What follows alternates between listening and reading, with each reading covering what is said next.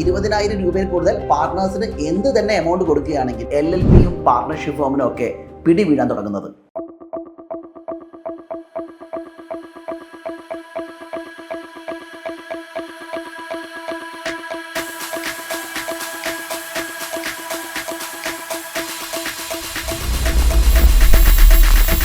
നമസ്കാരം. നമ്മുടെ financial year എപ്പോഴും സ്റ്റാർട്ട് ചെയ്യുന്നത് ഏപ്രിൽ 1 മുതൽ മാർച്ച് 31 വരെയാണ്. അപ്പോൾ ഈ ഒരു ഫിനാൻഷ്യൽ ഇയർ സ്റ്റാർട്ട് ചെയ്തത് 1/4/2025 മുതൽ 31/3/26 എന്നാൽ ഈ ഒരു ഫിനാൻഷ്യൽ ഇയറിലാണ് LLPയും പാർട്ണർഷിപ്പ് ഫോമിനും ഒക്കെ പിടി വീഴാൻ തുടങ്ങുന്നത്.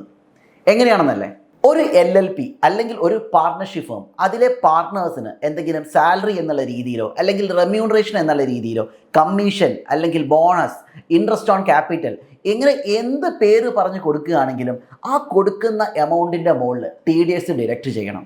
TDS എന്താണെന്ന് ഞാൻ മുന്നത്തെ വീഡിയോയിൽ പറഞ്ഞിട്ടുണ്ട്.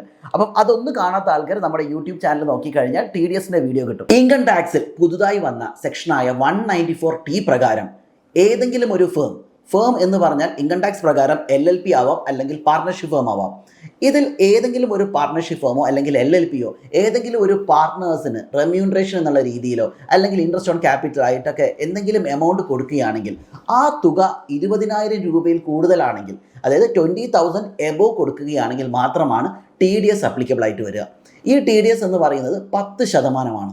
അതായത് ഒരു ഫിനാൻഷ്യൽ ഇയറിൽ പാർട്ട്നേഴ്സിന് കൊടുക്കുന്ന ഏതെങ്കിലും തുക 20,000 രൂപയിൽ കൂടുതൽ ആവുകയാണെങ്കിൽ 10% കിഴിച്ച് ബാക്കി എമൗണ്ട് കൊടുക്കണം.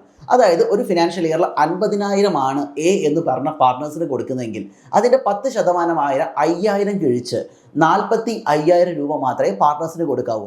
മുന്നേയൊക്കെ നമുക്ക് എന്ത് ചെയ്യാൻ പറ്റും, 50,000 ആണെങ്കിൽ 50,000 മൊത്തം എമൗണ്ടുമായിട്ട് കൊടുക്കാൻ പറ്റുമായിരുന്നു. ഇത്തവണ മുതൽ 1/4/2025 മുതൽ നമ്മൾ എന്ത് ചെയ്യണം, 10% കിഴിച്ച് ബാക്കി എമൗണ്ട് മാത്രമേ പാർട്ട്നേഴ്സിന് കൊടുക്കാൻ പറ്റുകയുള്ളൂ. പൊതുവെ പാർട്ണർഷിപ്പ് ഫേമും LLPയും ഒക്കെ സാമ്പത്തിക വർഷം അവസാനം ഓഡിറ്റ് ചെയ്യുന്ന സമയത്താണ് റെമ്യൂണറേഷൻ കൊടുക്കാനുണ്ടോ ഇല്ലയെന്നൊക്കെ തീരുമാനങ്ങൾ എടുക്കാറ്. പക്ഷെ അവർ ഓൾറെഡി പാർട്ട്നേഴ്സ് ചെറിയ രീതിയിൽ എമൗണ്ടുകളൊക്കെ എടുത്തു പോകാറുണ്ടാവും.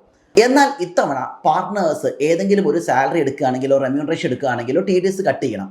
കാരണം എന്താ വെച്ചാൽ TDSൻ്റെ ഈ നിയമം 194T എന്ന് പറഞ്ഞ ഈ നിയമത്തിൽ പറയുന്നത് പാർട്ട്നേഴ്സിൻ്റെ ക്യാപിറ്റൽ അക്കൗണ്ടിലേക്ക് ഈ എമൗണ്ട് ക്രെഡിറ്റ് ചെയ്യുന്ന സമയമാണെങ്കിലോ അല്ലെങ്കിൽ പേയ്മെൻറ്റ് കൊടുക്കുകയാണെങ്കിലോ ഏതാണോ ആദ്യം വരുന്നത് അപ്പോഴാണ് TDS അപ്ലിക്കബിലിറ്റി വരുന്നത്. അപ്പം ഏതാണോ നേരത്തെ വരുന്നത് അതുകൊണ്ട് തന്നെ TDS നിർബന്ധമായിട്ടും ഡിഡക്റ്റ് ചെയ്യണം.